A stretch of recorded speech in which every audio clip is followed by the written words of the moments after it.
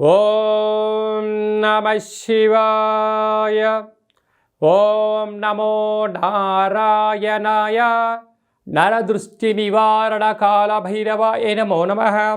ఓం కాళకాలాయ విద్మహే కాళాతీతాయ ధీమహి తన్నో నరదృష్టి నివారణ కాళభైరవ ప్రచోదయాత్. హరి ఓం. మా ఛానల్కి స్వాగతం. చూస్తున్న వీక్షకులకు ప్రేక్షకులకు ప్రియ కాళభైరవ భగవద్బంధులకి స్వాగతం పలుకుతూ మమ్మల్ని ఎంతగానో ఆదరిస్తూ ఉండబడినటువంటి ప్రియ సోదర సోదరీమణులకు జ్యోతిష్య అభిమానులకు సనాతన ధర్మ సంరక్షకులు అందరికీ కూడా శ్రీ విశ్వావసునామ సంవత్సర చైత్రమాస శుద్ధ బహుళపక్ష ఆదివారం అమావాస్య సందర్భంగా అందరిపైనను ఆ కాళభైరుడి యొక్క కృప కటాక్ష వీక్షణ ఉండాలని కోరుకుందాం. ద్వాదశ రాశుల్లో గ్రహ గమనాన్ని ఒకసారి వీక్షింపచేద్దాం.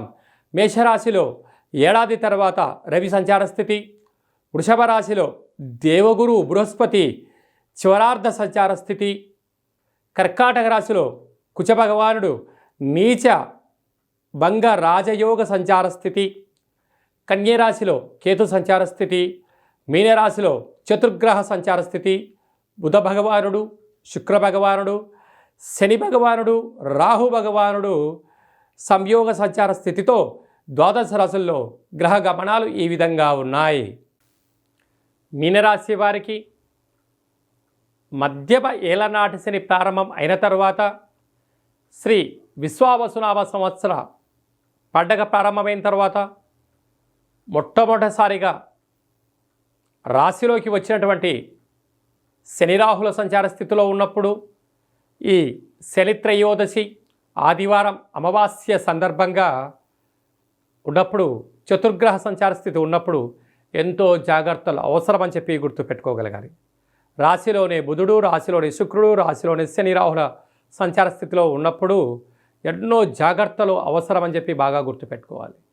మీనరాశిలో ఏ నక్షత్రాలు వస్తారగా పూర్వాభాద్ర నక్షత్రంలో చివరి పదం 4వ పాదమైనటువంటి పూర్వభాద్ర 4వ పాదం, ఉత్తరాభాద్రలోని 4 పాదాలు, రేవతి నక్షత్రం 4 పాదాలు కలిపితే మీనరాశి.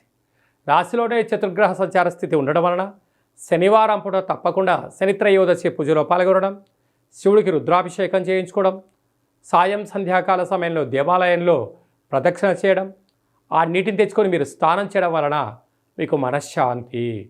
ఈ పూర్వభాద్ర నక్షత్ర జాతకులు ఎర్రటి గుమ్మడికాయలో పసుపును పచ్చకర్పూరాన్ని వేసి దిష్టి తీసుకోవడం వల్ల ఆయువృద్ధి జ్ఞానవృద్ధి. ఉత్తరాభాద్ర నక్షత్ర జాతకులు కాటుక బొగ్గులు నల్లటి కుంకుమను వేసి దిష్టి తీసుకోవడం వలన వీరికి ఆయువృద్ధి జ్ఞానవృద్ధి నర వాస్తు శత్రుదోషాలు తొలగిపోతాయని చెప్పి గమనించాలి. రేవతి నక్షత్ర జాతకులు కూరగాయలతో ఎర్రటి గుమ్మడికాయతో దిష్టి తీయించుకోవడం వలన వ్యాపార అభివృద్ధి వీరి సొంతం కాబోతుందని చెప్పి గమనించాలి. ఏడాది తర్వాత రవి 2వ స్థానంలో సంచారం చేయడం వలన దయచేసి ఎవరికి అప్పులు ఇవ్వద్దు, అప్పులు తెచ్చుకోవద్దు. తృతీయంలో గురు సంచార స్థితి ఉండడం వల్ల తల్లిదండ్రులతో గురువులతో సఖ్యతగా ఉండే ప్రయత్నం చేయండి.